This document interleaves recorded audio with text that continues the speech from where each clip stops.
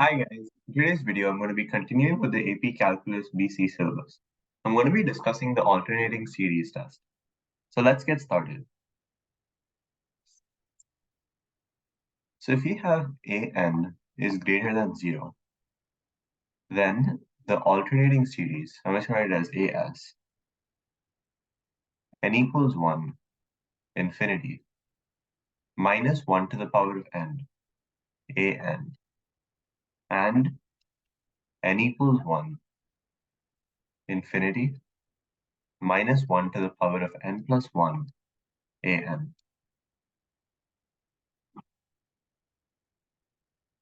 So these two series, they converge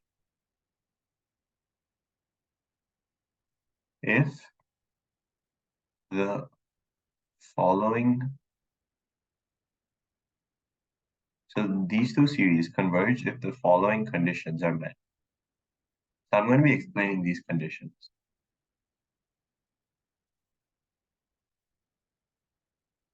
So the first thing we need to know is an alternating series means that the series keeps changing signs from positive to negative every term or negative to positive. And what lets us know if a series alternates is this negative 1 to the power of n or negative 1 to the power of n plus 1. So now let's look at the two conditions. The first condition should be the limit n tends to infinity of an should be equal to 0. And the second condition is an plus 1 should be less than an. For example, if n is 1, that means the first term should be greater than the second term. Or in other words, the second term should be less than the first term. So this should be true for all n. So if these two conditions are met and the series alternates, then it converges. So now let's look at a few examples. So we have n equals 1, infinity, minus 1 to the power of n plus 1 into n divided by 2n minus 1. So the first thing we need to know is we need to check the conditions. So it alternates. We can see that there's an alternating series as we have minus 1 to the power of n plus 1. And an is everything except the alternating part. So it would be n divided by 2n minus 1 in this case.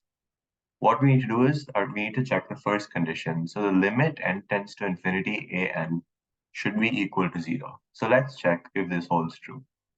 So limit n tends to infinity n divided by 2n minus 1 would be 1 over 2. 1 over 2 is not equal to 0. Hence, the conditions are not met.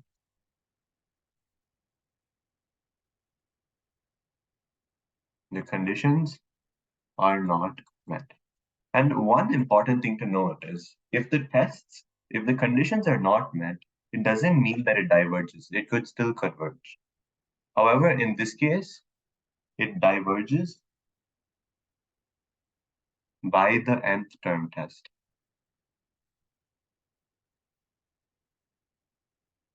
So we can see that the alternating series test would fail in the first place because the limit n tends to infinity an is not equal to 0.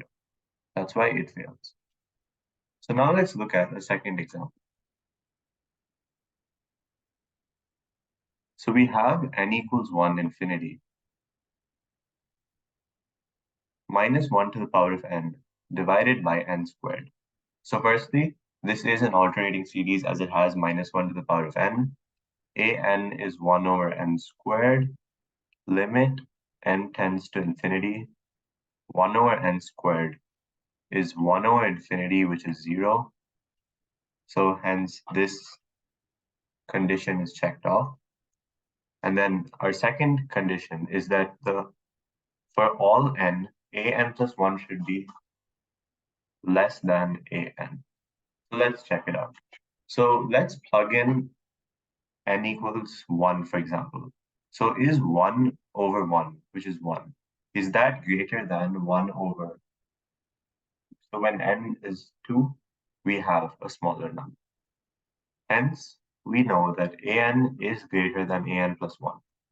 for all n. Hence, this condition is also checked off. Thus, it converges by the alternating series test, AST.